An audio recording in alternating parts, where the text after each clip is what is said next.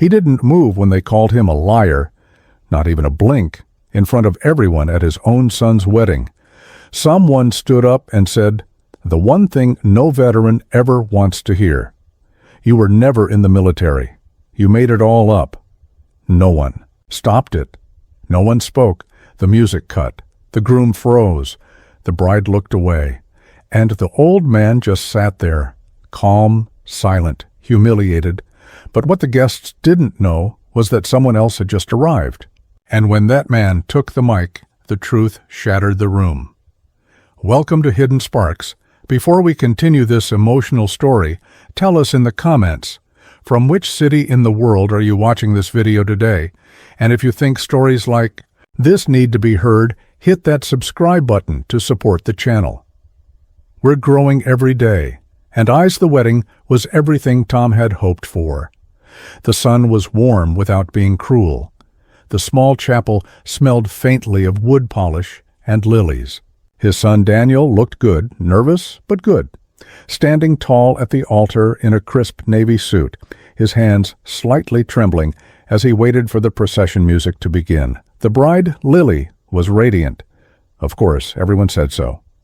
And Tom, sitting quietly on the right side of the aisle, back row, third seat from the door, felt something he hadn't felt in a long time.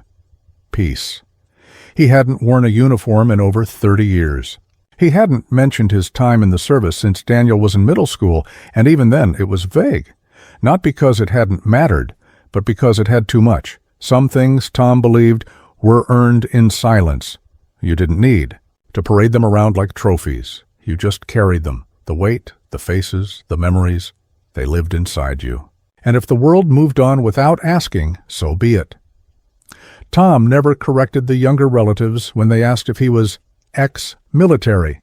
He never corrected the assumption that maybe he had worked maintenance on a base or done something technical.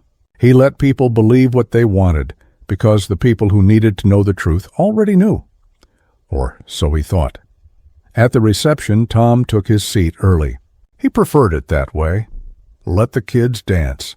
Let the photographers roam. He was happy just watching. His hands rested gently on his knees, and he smiled every time Daniel stole a glance his way. There were toasts, laughter, champagne, little. Glasses clinking with tributes to love, the future, and the journey ahead.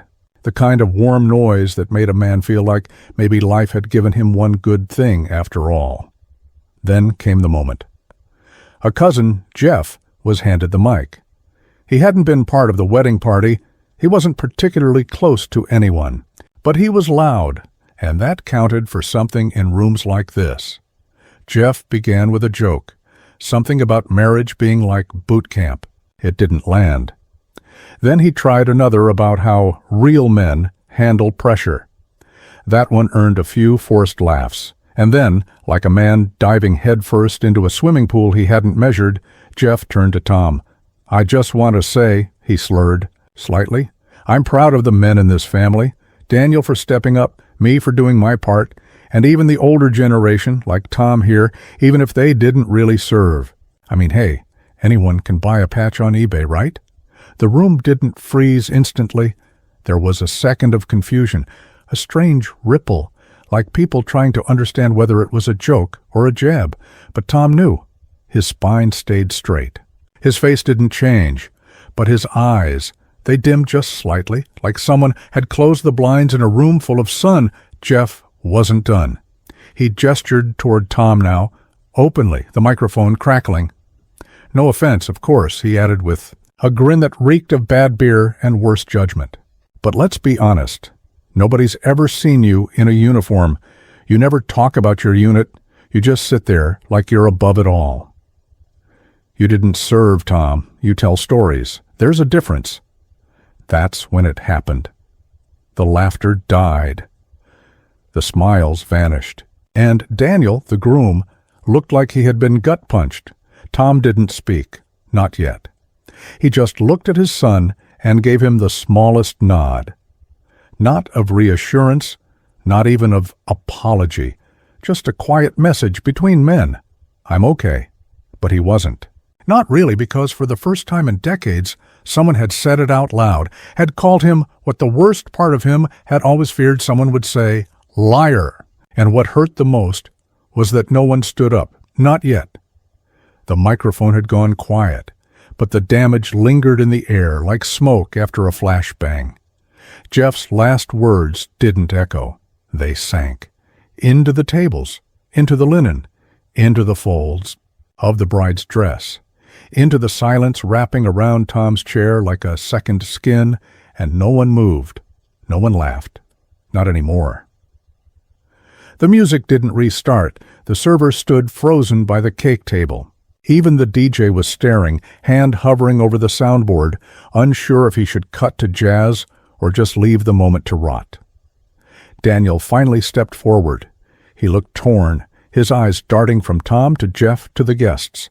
The weight of the entire wedding suddenly sat on his shoulders.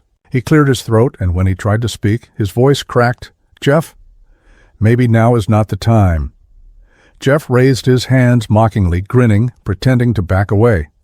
"Hey, man, I'm just saying what people are thinking." Then louder. "You think the VA just forgot to give him records? You think he just forgot what unit he was in?" Daniel didn't respond. He didn't need to, because that moment had already done something worse than cause conflict. It had planted doubt, subtle, dangerous doubt. A few guests lowered their eyes. Others shifted in their chairs, adjusting napkins that didn't need straightening. Tom still hadn't spoken. But now even his silence was being interpreted, misread, rewritten. And Tom felt it. He didn't need proof to validate who he was.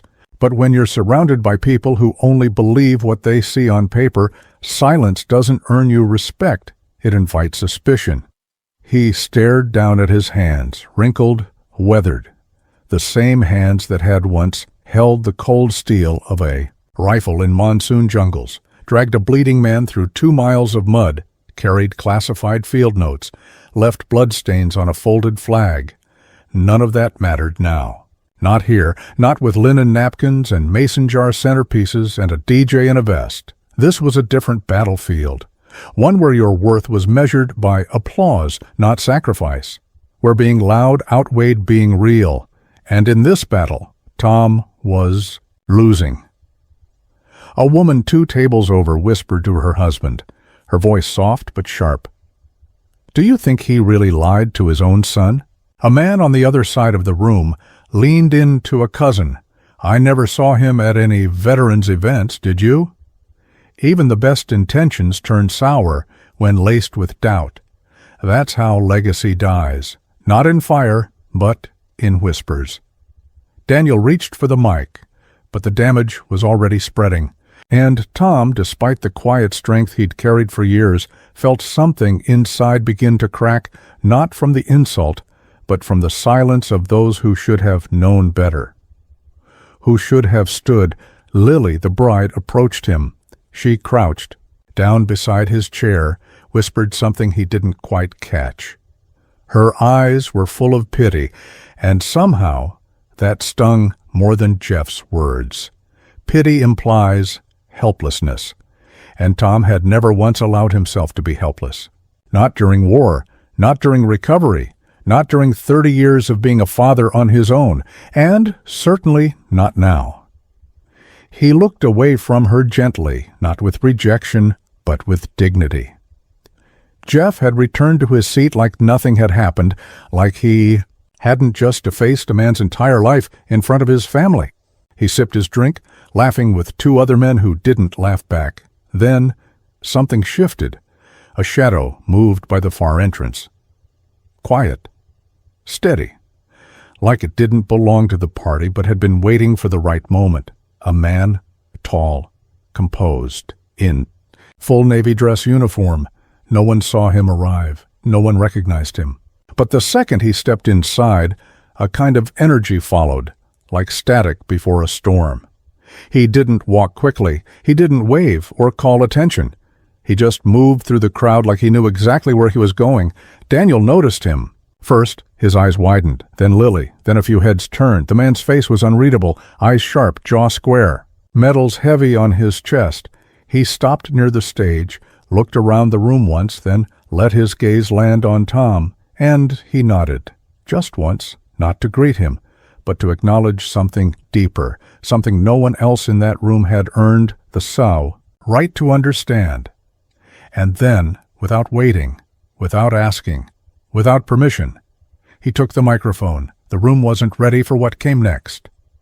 When the man in uniform took the microphone, he didn't introduce himself. He didn't flash credentials, didn't give a title. He simply turned to face the guests, holding the mic low, his other hand calmly at his side. There was something about him that commanded silence, an authority not built on volume, but presence. Even Jeff, who had dominated the room just minutes earlier, now looked small, hunched in his chair, unsure whether to smirk or stand. The man's voice, when it finally came, was deep, measured, and unmistakably controlled. I was asked not to come today. He scanned the faces in front of him, not because I wasn't welcome, but because the man sitting at table 11 didn't want to take attention away from his son. Every head turned. Tom didn't move, but for the first time all day, something shifted in his eyes. The man continued. He didn't want me to wear this, he motioned to his dress uniform. He didn't want anyone to make a fuss. That's just who he is, always has been. A murmur passed through the guests. My name is Commander Nathan Cole, United States Navy Special Operations. He paused. And I am here today because the man you just insulted once carried me out of a jungle with 2 bullets in his side and my blood all over his shirt. No one breathed. His name wasn't in the paper. He didn't get a medal for it. He turned down the commendation because he didn't want to leave the field before the rest of us came home. That's the kind of man he is. The silence in the room was no longer awkward. It was reverent. You called him a liar. Cole turned toward Jeff directly. Let me be absolutely clear. There are men alive today because of that man. And I am one of them. Jeff opened his mouth, but no sound came. His arrogance drained from his face like water from a cracked glass.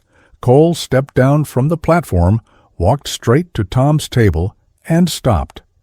Then, slowly, in front of everyone, family, friends, strangers, he set the microphone down, stood at attention, and said, just loud enough for all to hear, Chief Petty Officer Thomas Granger, United States Navy, retired, SEAL Team 2 instructor, leader, my commanding officer, my mentor, and the reason I got home. Then he did what no one had done that day. He saluted. Not for show, not for the crowd, but because it was earned years ago. In blood, sweat, and silence, Tom stood slowly. The 2 men looked at each other. Nothing needed to be said. Tom didn't return the salute. Instead, he placed his hand lightly on Cole's shoulder and gave a small nod. His lips didn't move, but if they had, they might have said, thank you, or don't make a scene, or simply, I remember. Around the room, people stood quietly, one by one. First Daniel, then Lily, then a row of veterans at the back. No one had noticed before. Even the DJ removed his cap. No one looked at Jeff anymore. He had disappeared into his chair, eyes cast down, wishing he could erase what had been said, but some things don't disappear. They echo, just like the truth. And for the first time in that room, the truth wasn't doubted, dismissed, or whispered. It was honored. Aftermath Tom didn't say a word for the rest of the reception. He didn't need to. The silence around him had changed. It wasn't heavy anymore. It wasn't suspicious. It was respectful quiet. The way people are quiet in the presence of something greater than themselves, like a folded flag, like a battlefield memorial, like a truth that finally doesn't need defending. People came up to him, some slowly, some nervously. They shook his hand, called him sir, offered him water, hugs, soft apologies that didn't need words, but Tom never stood to take any of it. He stayed seated, eyes on his son, watching him dance with his new bride. That was all he wanted to see. That was the reason he had shown up. That day, knowing full well that half the room didn't understand him, and the other half had probably forgotten what he once was. Daniel eventually walked across the floor and sat down beside him. Neither spoke, not for a while. The music had returned, but it played softer now. No one touched the mic again. It sat on the edge of the stage, cold and silent, like it had nothing left to say. "You okay?" Daniel finally asked, voice tight. Tom smiled just a little. "You looked sharp up there." Daniel didn't respond at first. He looked down, then away, then back. "Why didn't you ever tell me about all that?" Tom shrugged gently. "Because it was never about me. You know how long I trained men like him? 10 years. And I never once talked about myself to a recruit. I taught them to move, to think, to survive, not to listen to war stories." Daniel exhaled slowly. "Still would have been nice to know." "You knew enough," Tom said. "You knew I showed up every day. That I kept going? That I tried to be a good father? That's more than a uniform ever gave me?" They sat there a while longer, just watching. People danced. Some avoided eye contact with them. Others nodded from a distance, unsure how to approach. Something they now regretted misjudging. Jeff was gone, slipped out sometime after the salute. No one noticed. No one cared. Nathan Cole came over once more before leaving. He didn't say much, just a handshake, a thank you, and a quiet. "You saved me once, Chief." Felt like it was time to return the favor. Tom nodded. "You didn't have to." "I know," Cole said. "That's why it mattered." Later, when the party had dwindled, when the lights had dimmed and the newlyweds had said their goodbyes, Daniel walked his father to the door. "Can I drive you home?" he asked. Tom looked at him. "I walked here." Daniel blinked. "You what?" "I live 4 blocks away. Needed." "The air," Daniel hesitated, then smiled. "Next time, maybe wear the uniform."